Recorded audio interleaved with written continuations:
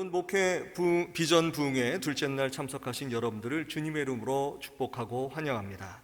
이곳에는 최소한의 인원으로 자리하고 계시지만 온라인으로 함께하고 계신 여러분들과 함께 이렇게 인사를 나눴으면 좋겠습니다. 우리 한번 이렇게 손을 앞으로 쭉 뻗으시면서 우리 사랑합니다, 축복합니다 하고 한번 인사 나눠보시겠습니다. 사랑하고 축복합니다. 사랑합니다, 축복합니다. 네, 감사합니다. 올해 2021년 교회 표어는 그리스도 안에서 더욱 자라가라입니다. 이 표어를 가지고 오늘 둘째 날 동역자로 자라가라라는 주제로 우리 구역에 관련되어서 말씀을 나누고자 합니다. 우리 인간을 괴롭게 하는 것 중에 하나로서 아주 오래된 현상이면서 지금도 현대인들 가운데 더 크게 기승을 부리는 현상, 그것을 우리는 이제 외로움이라고 합니다. 외로움, 이것은 혼자가 되는 것이죠. 독방에 가두어져서 나 홀로 그 방에 살아간다라고 생각해 보신 적이 있습니까? 그 방문이 탁 닫혀지는 그 순간에 엄습해오는 이 외로움의 느낌은 아마 직접 그 상황에 처해져 있지 않다고 해도 아주 섬찟하게 느껴질 수 있을 것입니다. 그런데 사람이 독방에 갇히거나 또 주변에 아무도 없는 혼자의 삶을 살아가는 것만으로 외로움을 느끼는 것은 아니라는 것이죠. 문제는 사람들과 함께 있음에도 불구하고 이 외로움 속에 묻혀서 살아갈 수 있다는 것입니다. 특히 현대인의 이 고질적인 증세로서도 인식되는 이 외로움에 대해서 많은 사람들이 또 고민하고 있고 여러 국가적으로도 해결하려고 노력하고 있다고 합니다. 어느 한 기관에서는요, 일상생활 속에서 외로움을 느끼는 이유에 대해서 조사를 했는데 이러한 대답을 들었다고 합니다. 먼저는 경제적 여유가 없어서였습니다. 그리고 딱히 만날 사람이 없다는 느낌이 들어서라는 대답도 있었고요. 미래에 대한 희망이 없어서, 또 그냥 세상에 나 혼자 있는 느낌이 들어서, 다른 사람들의 행복한 모습과 비교돼서, 마음을 터놓을 사람이 없어서, 시간적인 여유가 없이 살고 있어서, 다른 사람들과의 관계가 단절된 느낌이 들어서, 이런 등등의 이유가 있었다고 합니다. 이러한 이유들 중에 특징적인 것은 이 조사 대상자들은 그들의 주변에 사람이 없다라고 말하고 있지 않다라는 것입니다. 그들의 주변에 항상 사람들이 있죠. 그러나 그들은 그 사람들 속에 있지 않습니다. 많은 사람들 속에 살아가면서도 그들은 여러 가지 이유로 외로움을 느끼고 있었던 것이죠. 사회와 문화는 고속화되어서 발전해 갑니다. 또 많은 사람들은 삶의 편의를 위해서 더욱더 한 곳으로 밀집되어서 막 살을 부대껴가는 것처럼 그렇게 보이지만 심리적으로는 멀리 떨어져 버린 그런 한 섬과도 같이 점점 외로워져가는 그러한 마음의 현상이 점진적으로 늘어가고 있다는 것이죠. 사실 앞서 말씀드린 외로움에 대한 인식 조사에 대한 이 대답들이 일반 사회에서만 해당되는 그러한 답이 아니라 이런 생각을 해봤습니다. 우리 교회 가운데 혹시 이러한 고민과 외로움에 빠져 있는 사람들은 있지 않을까 하는 그런 생각들이죠.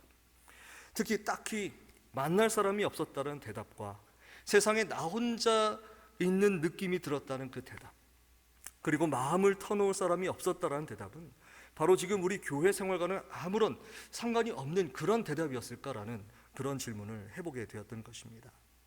만약 우리 성도들 중에 이런 생각을 가지고 계시는 분이 있다면 얼마나 큰 영적 외로움에 사로잡혀 있는 것일까라는 염려가 발생하게 되는 것이죠. 오늘 본문에 등장하는 고린도 교회는 2000년 전에 고린도라는 도시에 있었던 교회입니다. 즉 지금의 그리스가 속해 있는 펠로폰네소스 반도의 남과 북을 이어주는 다리의 역할을 감당하는 도시가 바로 이 고린도입니다. 당시 이곳은 동쪽의 페르시아 문명의 화려한 문화, 그리고 북쪽의 유럽 대륙의 투박하고 전투적인 문화가 이렇게 만나는 곳으로서 동서양의 문명이 만나서 아주 독특한 색채의 문화를 만들어낸 그런 도시였습니다. 다양한 계층의 사람들과 서로 다른 문명과 사상, 각종 철학과 종교들이 만나서 이렇게 다채롭고 활기찬 문화를 만들었던 도시가 바로 고린도였습니다. 그래서 고린도의 다양한 종류의 사람들이 고린도 교회라는 한 공동체를 이루고 있었던 것이죠. 사도 바울은 아볼로와 함께 이 고린도 교회를 개척하고 그 자신은 한동안 떠나 있었던 것처럼 보입니다. 처음에 고린도 교회는 유럽의 초입에 있었던 교회로서 점차적으로 막 성장해 나갑니다. 고린도의 다채로운 문화의 사람들로 인해서 교회는 금세 북적북적거리고 여러 가지 이해와 목적이 그 안에 존재해 왔던 것 같습니다. 다양한 많은 사람들이 존재했던 것, 그것은 한편으로는 좋은 현상처럼 보일지도 모릅니다. 사도 바울도 고린도전서 1장 5절에서 7절까지의 말씀에 이렇게 그들을 칭찬하고 있습니다. 이는 너희가 그 안에서 모든 일, 곧 모든 언변과 모든 지식의 풍족함으로 그리스도의 증거가 너희 중에 견고하게 되어 너희가 모든 은사에 부족함이 없이 우리 주 예수 그리스도의 나타나심을 기다림이라. 그들은 언변과 지식이 풍족했다는 것이죠. 사도 바울이 복음으로 가르쳤던 것을 막 스폰지와도 같이 그렇게 그들은 금방 익히고 체득했다는 것입니다. 게다가 그런 복음의 이해가 견고하게 되어서 그들 가운데 여러 은사가 나타나서 그들의 교회 생활이 더욱더 풍성한 열매를 맺게 되었다는 것이죠. 그래서 그들은 비교적 어떤 다른 박해의 상황 없이 급속한 시간에 성장을 이루어낸 것처럼 보입니다. 그런데 그것이 문제가 되었습니다. 그들 가운데 분쟁이 존재하게 되었다는 것이죠. 고린도전서 1장 11절과 12절에 이렇게 말씀하고 있습니다. 내 형제들아, 글로에의 지편으로 너희에 대한 말이 내게 들리니 곧 너희 가운데 분쟁이 있다는 것이라. 내가 이것을 말하거니와 너희가 각각 이르되 나는 바울에게, 나는 아볼로에게, 나는 게바에게, 나는 그리스도에게 속한 자라 한다는 것이니, 이렇게 말씀합니다. 분파가 발생했다는 것이죠. 나는 바울에게 복음을 받았으니 나는 바울파야. 나는 아볼로에게 성경을 공부받았어. 나는 아볼로파야. 아니야, 나는 잠시 오셨지만 아주 우직한 사도 베드로가 마음에 들었어. 나는 게바파야. 난 너희들이 다 싫어. 난 직접 그리스도에게 속할래. 난 그리스도파야. 이렇게 좀 제가 마음대로 한번 머릿속에 그려본 당시 고린도 교회의 상황입니다. 여러분들의 이해가 어떠실지 모르겠지만 사실 이렇게 파가 나뉘어지는 각각의 이유들은 모두 다 합당한 이유가 있을지도 모릅니다. 그런데 저는 이 상황이 지금 우리 현대인의 상황과도 너무나도 비슷하다는 생각이 들었습니다. 이들은 다 자기가 옳다고 자랑합니다. 자기가 어디에 속해 있다고 주장합니다. 심지어 자기가 속한 분파만 옳다고 주장하고 다른 사람들을 비방하기도 하죠. 그런데 고린도 교회에 속한 사람들은 이들이 전부가 아니다라는 사실이죠. 생각이 맞는 사람들끼리만 모임을 갖는 끼리끼리의 모임이 문화가 발생한 것입니다. 생각과 마음이 다르면 받아주지 않습니다. 서로 자기가 잘났고 고상하며 다른 사람들을 낮추고 깔보는 그러한 분쟁의 소용돌이 가운데 점점 교회의 이런 분란이 번져나가고 있는 것이죠. 더 큰 문제는 바로 외로운 성도들의 목소리를 점점 교회가 외면해 가고 있다는 것입니다. 주의 형제이며 예루살렘 교회 초대 리더였던 야고보는 야고보서에서 이렇게 말하고 있습니다. 야고보서 2장 5절에서 9절까지의 말씀입니다. 내 사랑하는 형제들아 들을지어다. 하나님이 세상에서 가난한 자를 택하사 믿음에 부유하게 하시고 또 자기를 사랑하는 자들에게 약속하신 나라를 상속으로 받게 하지 아니하셨느냐. 너희는 도리어 가난한 자를 업신 여겼도다. 부자는 너희를 억압하며 법정으로 끌고 가지 아니하느냐. 그들은 너희에게 대하여 일컫는 바 그 아름다운 이름을 비방하지 아니하느냐. 너희가 만일 성경에 기록된 대로 내 이웃 사랑하기를 내 몸과 같이 하라 하신 최고의 법을 지키면 잘하는 것이거니와 만일 너희가 사람을 차별하여 대하면 죄를 짓는 것이니 율법이 너희를 범법자로 정죄하리라. 야고보 사도는 주님을 믿으면서 그들의 실질적인 삶이 예수님을 닮아가지 않는 것을 죄라고 선포합니다. 나는 구원을 받았다고, 누구보다 성경을 잘한다고, 그래서 내가 그리스도와 더 가깝고 사도와도 같이 존귀하다고 아무리 외쳐봐도 내 이웃 사랑하기를 내 몸과도 같이 하라는 말씀을 따르지 않고 오히려 업신여기며 차별하며 그로 인해 외로움과 고통 속에 빠지게 만드는 것은 율법에 정한 죄요, 그리스도의 십자가를 헛되게 만드는 것이다, 이렇게 말씀하고 있는 것입니다. 그러므로 사도 바울은 오늘 본문의 말씀에서 이렇게 말씀하고 있습니다. 바로 9절의 말씀입니다. 우리는 하나님의 동역자들이요 너희는 하나님의 밭이요 하나님의 집이니라. 아멘. 오늘 목회비전 부흥의 두 번째 날의 주제는 바로 이것입니다. 한번 여러분 따라해 보실까요? 동역자로 자라가라. 네, 동역자로 자라가라. 그렇습니다. 사도 바울은 고린도 교회의 정체성은 바로 너희가 동역자로 자라가야 함을 깨우쳐주고 싶은 것입니다. 그런데 누구의 동역자입니까? 바울의 동역자입니까? 아볼로의 동역자입니까? 아닙니다. 전적으로 하나님께서 우리를 동역자로 부르셨다는 것입니다. 분열과 분파가 아닌 하나님의 동역자로서 고린도 교회는 서로서로 함께해야 하는 교회의 정체성을 새로 세워야 하는 기로에 놓여 있었음을 사도 바울은 말씀하고 있는 것입니다. 저는 우리 약수교회가 바로 하나님의 동역자로 든든히 서가고 있는 줄 믿습니다. 아멘이십니까? 그렇지만 앞서 말씀드린 현대인의 외로움 느끼는 그 이유 중에 이 세 가지를 다시 한번 여러분들에게 보여드리려고 합니다. 이 세 가지, 딱히 만날 사람이 없다는 느낌이 들어서, 마음을 터놓을 사람이 없어서, 다른 사람들과의 관계가 단절된 느낌이 들어서, 이러한 세 가지를 여러분과 가까운 성도들이 느끼고 있다라고 한다면 우리는 안타깝게도 고린도 교회와 그와 그리 멀지 않을 수 있다는 것입니다. 딱히 만날 사람이 없다는 말은요, 친밀한 사람을 만나지 못했다는 뜻이죠. 마음을 터놓을 사람이 없다는 것은 의지하고 기댈 만한 사람을 찾지 못했다는 것입니다. 다른 사람들과의 관계가 단절된 느낌이 들었다는 것은 안타깝게도 끼리끼리의 문화가 지금도 우리 안에 다수 존재하고 있다는 말도 되는 것입니다. 여러분들이 느끼시는 약수교회는 어떠한 교회입니까? 저는 우리 약수교회를 너무나도 사랑합니다. 제가 만난 어떤 교회보다도 사랑이 넘치는 교회요, 봉사할 때는 누구보다도 앞장서서 하시려는 우리 권사님들의 전통이 매우 눈부셨습니다. 구준일에는 앞장서서 하시려는 우리 성도님들도 계시고, 전도와 구제에도 너무나도 아름다운 전통을 우리 약수교회는 가지고 있습니다. 그러한 선배들의 훌륭한 전통이 지금 우리 교회에 얼마나 남아 있습니까? 얼마나 지금도 우리 구역에서 이러한 일들을 잘 감당하고 있습니까? 고린도 교회의 모습을 들여다보는 것처럼 우리도 찬찬히 우리 교회의 속속들이를 좀 들여다보았으면 좋겠습니다. 하나님께서는 이런 일을 위해서 우리에게 구역을 허락해 주셨지요. 각 구역은요, 마치 세포도 같은 역할을 감당합니다. 주님의 몸된 교회를 이루는 가장 기초적이고 기본적인 세포 조직인 구역은 하나의 가족과도 같은 그런 역할을 감당하고 있습니다. 여러분, 구역의 구조는 어떻습니까? 마치 제가 선생이 된 듯한 느낌이지만 한번 PPT를 한번 봐주시겠습니까? 네, 스크린을 봐주시죠. 구역의 3대 요소를 제가 한번 이렇게 감히 한번 정리를 해봤습니다. 이렇게 세 가지 요소가 있습니다. 교역자가 있고요, 그리고 구역장이 있습니다. 그리고 구역 식구가 모여서 구역을 이루는 것이죠. 너무나 당연한 이야기를 왜 지금 여기서 하고 있느냐? 한번 우리가 우리의 그 구역을, 우리 교회의 이 구역 시스템을 한번 보자라는 것이죠.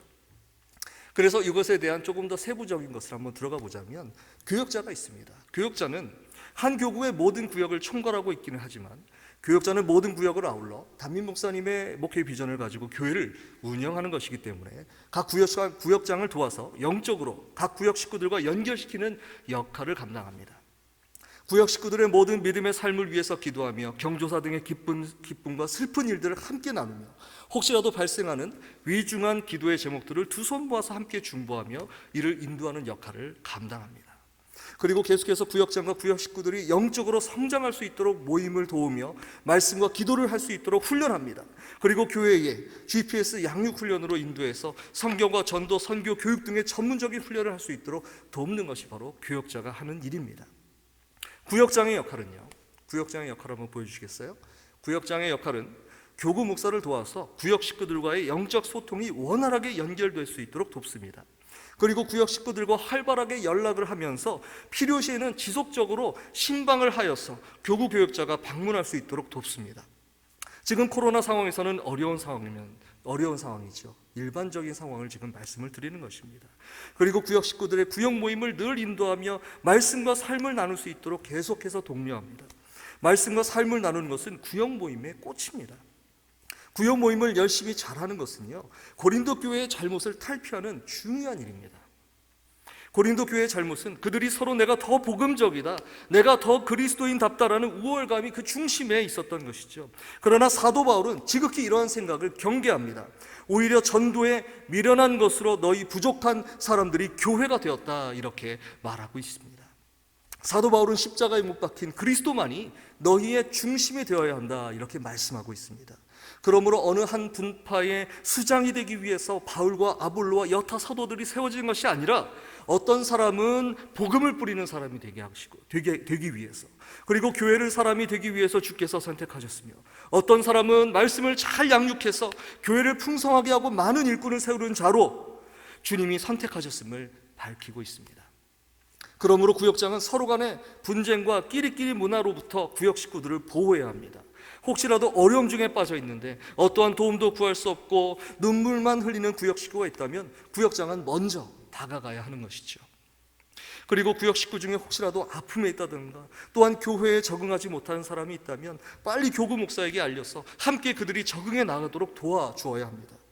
최근에 한 젊은 성도님이 몸에 질병이 걸리셔서 어려움 중에 있었습니다. 이분은 저희 교회에 오신 지 얼마 되지 않으신 분이셨는데 당시엔 그분의 자녀가 병원에 입원하는 일이 있어서 매우 낙담하고 계셨는데 세가족으로 계셨던 이 성도님을 케어하고 계셨던 구역장 권사님께서 당시 교구 목사였던 저를 병원에 동행하게 하셔서 기도를 받게 하셨습니다. 그리고 또 다시 이사를 가셨다가 다시 교회 근처로 돌아오셨는데 자신도 그렇게 어려운 일을 또 겪게 되고 만 것이죠. 이 성도님은 자신의 아들을 신방해 주셨던 구역장 권사님의 사랑을 기억하고 교회로 연락을 해서 코로나 중이지만 용기를 내어서 담임 목사님이 기도를 받고 다행히 큰 문제가 없다는 판정을 받게 되었습니다. 구역장은 이렇게 늘 외로움을 느끼고 어려움을 겪는 구역 식구들과 언제든지 연결되어 있어야 합니다. 내가 바울인 것처럼 아볼로인 것처럼 그렇게 구역 식구들을 챙길 수 있어야 하는 것이죠. 또한 앞서 말씀드린 성도님과 같이 늘 새가족의 안위를 챙길 수 있는 구역장이 되어야 합니다. 새가족은요, 그야말로 하나님께서 약수교회에 허락하신 선물입니다. 아직 약수교회를 알지 못하는 새가족들은 그야말로 모든 영적인 것을 우리 교회에 기대해야 하고 의존해야 되는 나그네입니다. 하나님은 늘 나그네를 이스라엘의 거주지에 두시겠다고 말씀하십니다. 예수님은 오히려 이들의 친구가 되어주시고 그들의 중심에 들어가셨습니다. 그러므로 새가족을 잘 양육하는 교회는 성장하는 교회의 모본이 되는 것입니다. 이에 대한 1차적인 책임은 바로 교역자에게 있습니다. 그래서 먼저 교역자가 새가족에게 다가가 그와의 면담과 신방을 진행해야 하는 것이죠.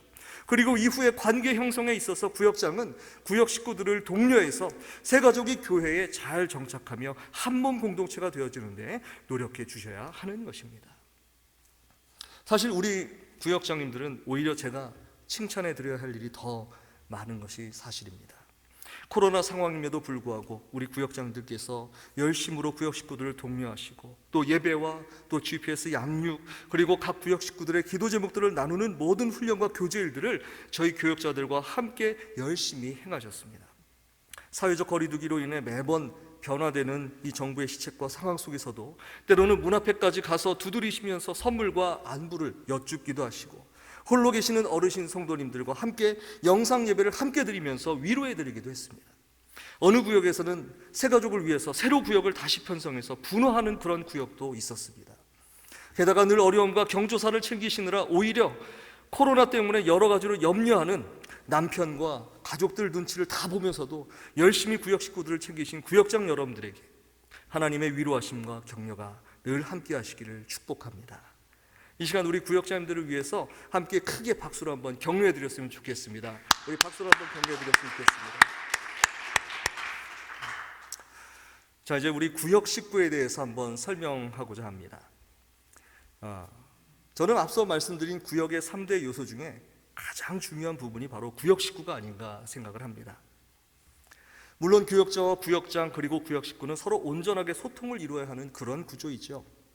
서로 보완하고 서로 이렇게 친밀하게 되어야 하는 구조입니다. 그러나 잘못하면 구역 식구는 교역자와 구역장에 밀려서 자칫 소홀하게 여겨질 수 있는 하부 구조라 생각할 수 있습니다. 그러나 결코 그렇지 않다라는 것이죠. 구역 식구는 교회의 가장 기본적인 세포 구조를 이루는 매우 중요한 핵심 구조입니다. 구역 식구가 성장하지 않으면 구역장이 아무리 훌륭하다고 하더라도 반쪽짜리 구역밖에는 되지 않습니다. 구역 식구는 구역장과 영적 소통을 계속해서 이루어야 합니다. 물론 어려움이 있습니다. 한 가정의 세밀한 이야기와 예민한 개인적인 내용은 오픈하기 어렵습니다. 제가 말씀을 드리는 것은 구역 식구들과 다른 것이 아닌 친구가 되는 것을 말씀을 드리는 것입니다. 이탈리아의 심리학자인 조반니 프라체토라는 사람은 이렇게 말했다고 합니다. 지금까지 함께한 적이 없는 두 사람을 함께하게 해보라. 그러면 때로 세상이 변하기도 하지만 그러지 않을 때도 있다. 그들은 추락해 불타거나 불타 추락할 수도 있다. 그러나 때로는 새로운 일이 벌어지고 세상이 변한다. 구역 식구들의 구성은 의도했든지 그렇지 않았든지 본래는 남남이죠. 본래부터 친한 사람도 있었겠지만 그렇지 않은 사람이 더 많습니다. 이 관계를 친밀하게 만들 의무는 누구에게 있습니까? 구역장은 여러분들을 도와드릴 역할을 하게 됩니다. 구역장이 구역 모임을 인도할 때에 잘 섞이지 못한 사람, 연락을 해도 내 다음에 갈게요 하면서 이렇게 핑계대는 사람, 또 아예 연락도 잘 안 받는 새가족 등등, 이 모든 사람과 친밀해지는 사역은 바로 구역 식구들의 몫입니다. 여러분, 다시 한번 우리 도표를 한번 봐주시면 좋겠습니다.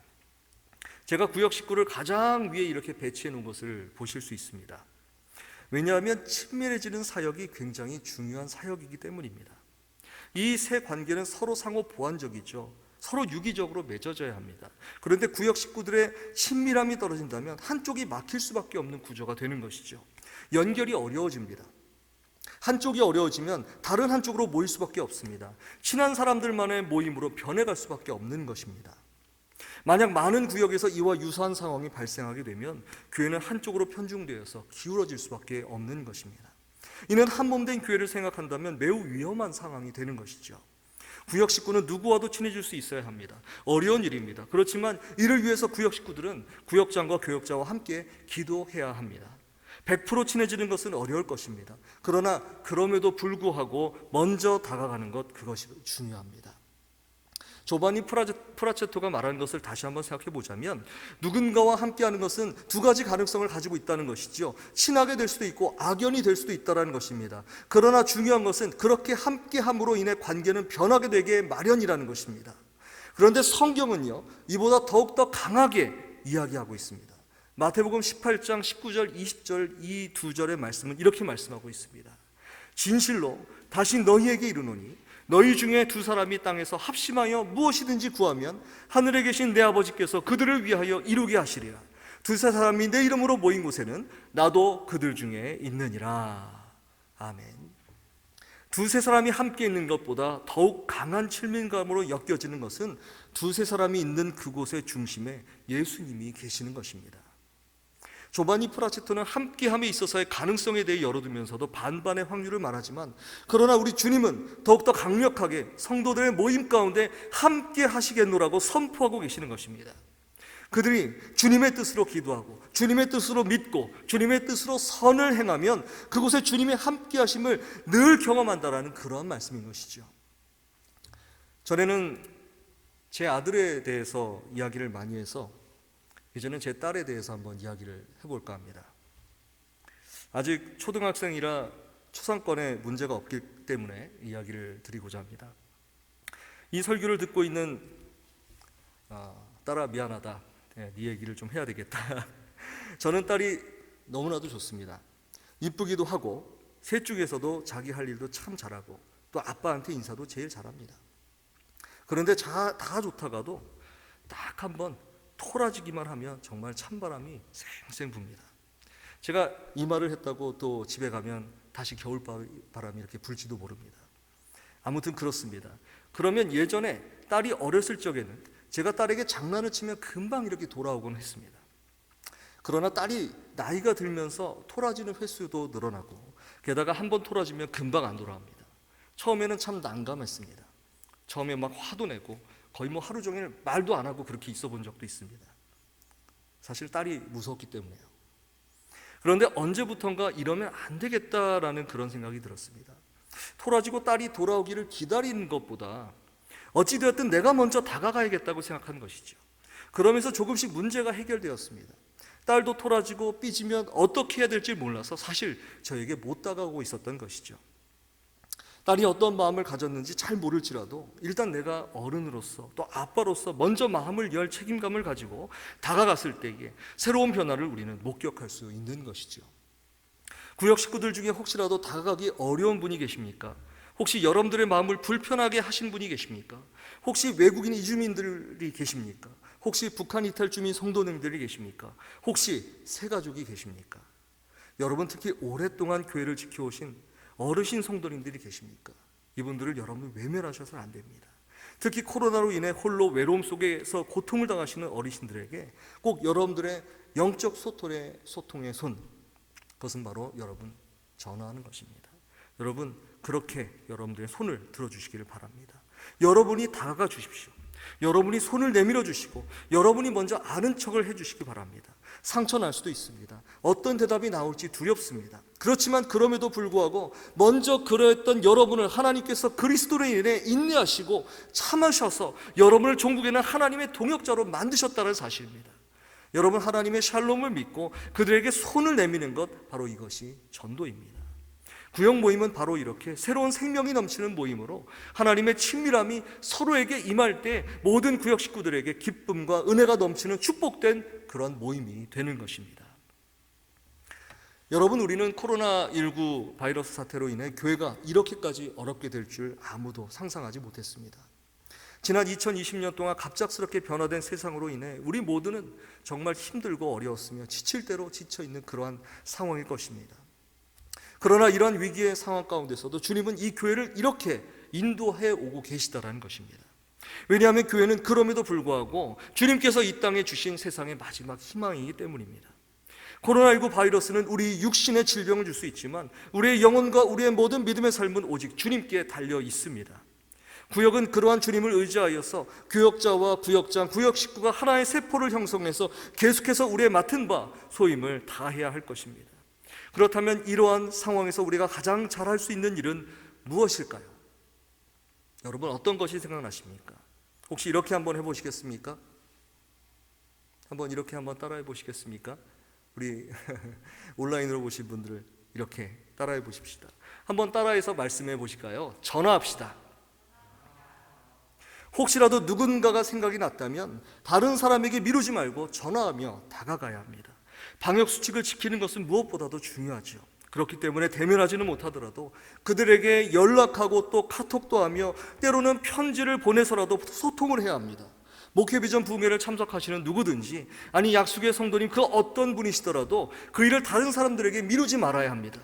에이, 목사가 하겠지, 장로님이 하시겠지, 권사님이 하시겠지, 구역장이 하겠지, 이러지 말고 그 사람이 생각난다면 그것은 성령이 생각나게 하시는 일입니다.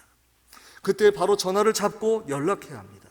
그리고 그때의 기도 제목을 받아야 하며 이를 구역장과 교역자와 함께 알려서 중보기도로 나아가야 하는 것이죠. 그러면 구역 모임은 어떻게 해야 하나요? 사실 저희도 매우 안타깝게 여기는 것은 작년부터 시작된 코로나19 상황으로 인해 매주 모이던 구역장 성경 공부 모임을 지금까지 모이지 못하고 있습니다.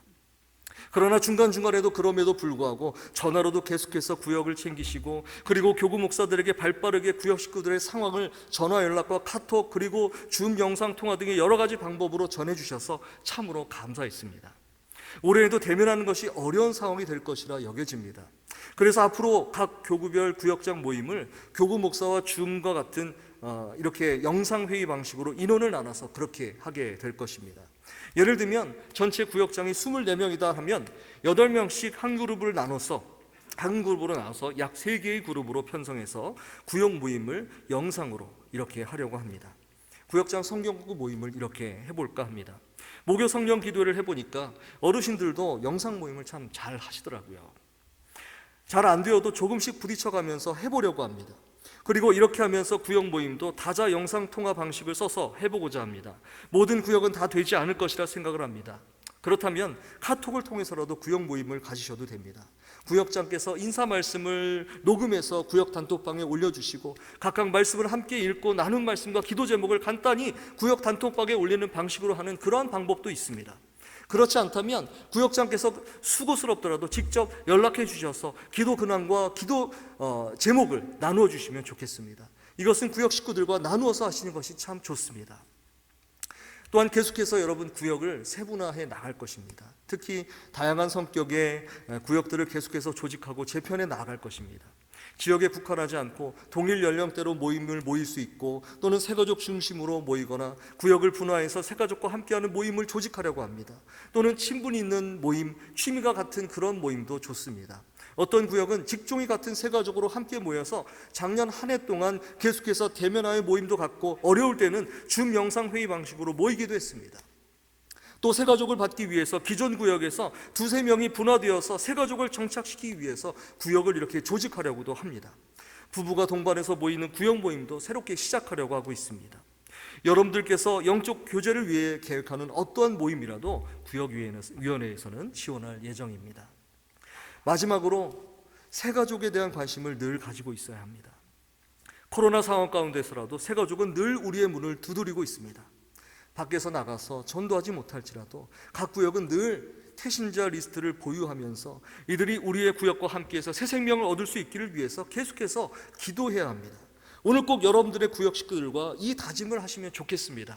한 사람당 한 명의 태신자를 품고 계속 기도하겠다고 말입니다. 그 리스트를 꼭 모으시고 여러분들의 구역 식구들과 꼭 모임을 가지실 수 있기를 바랍니다.